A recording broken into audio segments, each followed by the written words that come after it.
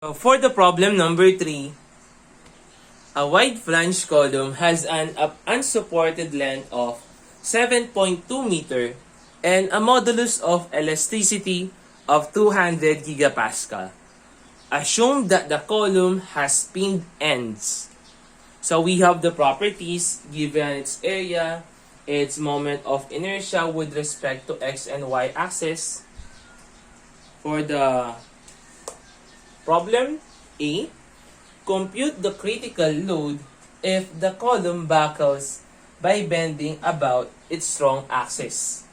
So hahanapin natin yung critical load natin by bending about its strong axis. So unang-una sa lahat, ano yung strong axis natin dyan? And what is our weak axis? Kasi sa letter B, compute the critical load if the column buckles by bending about its weak axis. So, hinahanap natin dito yung strong axis at saka yung weak axis natin. So, for this, yung cross-section natin, it is bounded by yung y-axis natin and the x-axis. So, ano yung strong axis natin dyan? Yung x ba o yung y natin? So, kung titingnan natin sa mga moment of inertia, so kung mapapansin ninyo, mas mataas yung value ng moment of inertia ng ix natin. Therefore, yung bending natin at this axis is ito yung tinatawag nating strong axis. Siyempre, on the other hand, y-axis naman, or the IY, is what we call our weak axis. Ayan. So, for this, we will going to solve for the value of our critical load. So, kapag sinabi natin critical load, we are dealing with P sub C. So, that is P sub C. So, hanapin natin yung value ng P sub C natin. So, we have, so P sub C is equal to, so for letter A, so that is equal to pi squared EI all over KLU quantity squared. So, for this example, since yung hinahanap natin is the critical load in the strong axis, therefore the value of your I is equal to Ix. So for this, ilagay lang natin, since yung K natin, the value of your K is equal to 1.0 kasi nga, pinned end siya. So pi squared, so yung value ng E natin is equal to 200 gigapascal or 200,000 megapascal multiplied by the value of your Ix, which is equal to 49.6 times 10 raised to 6 all over the value of your K, which is equal to 1.0 multiplied by the unsupported length of 7.2 meter or 7,200 quantity squared.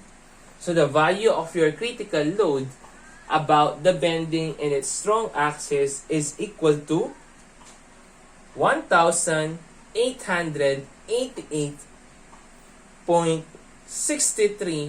kilonewton. So for this example, yung tinatawag natin K multiplied by L sub U. So, sinusulat din natin yan na effective length or L sub E.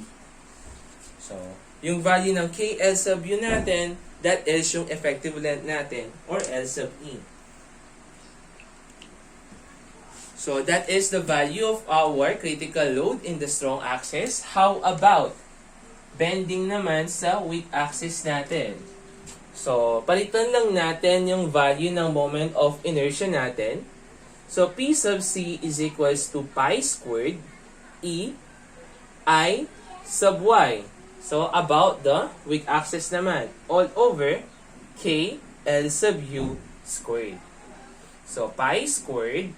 So, the value of your modulus of elasticity is 200,000 megapascal multiplied by the moment of inertia natin na 16.64 times 10 raised to 6.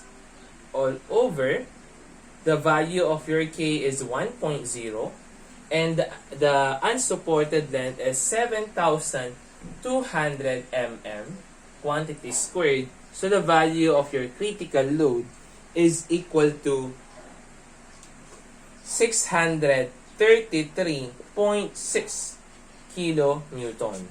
So this will now become our answer. Next, for the last part, compute the maximum compressive stress of the column section. So, ano yung value ng maximum compressive stress on the column section? So, paano natin makukuha yun? So, hahanapin daw natin yung maximum compressive stress. So, lagay na lang natin, sabihin natin that is yung stress compressive, no? Is equals to yung pipili tayo ng P critical natin all over yung area.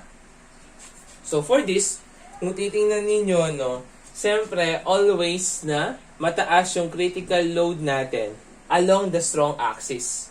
So yun yung i-adapt natin. So ilalagay natin na value na P sub C is yung nasa strong axis natin, which is equal to 1,888.63 kilonewton. All over, so gagawin pala natin dito is ita-times natin to by 3 para maging newton. So yung area natin is already in terms of millimeters squared. So the value of your maximum compressive stress is now equal to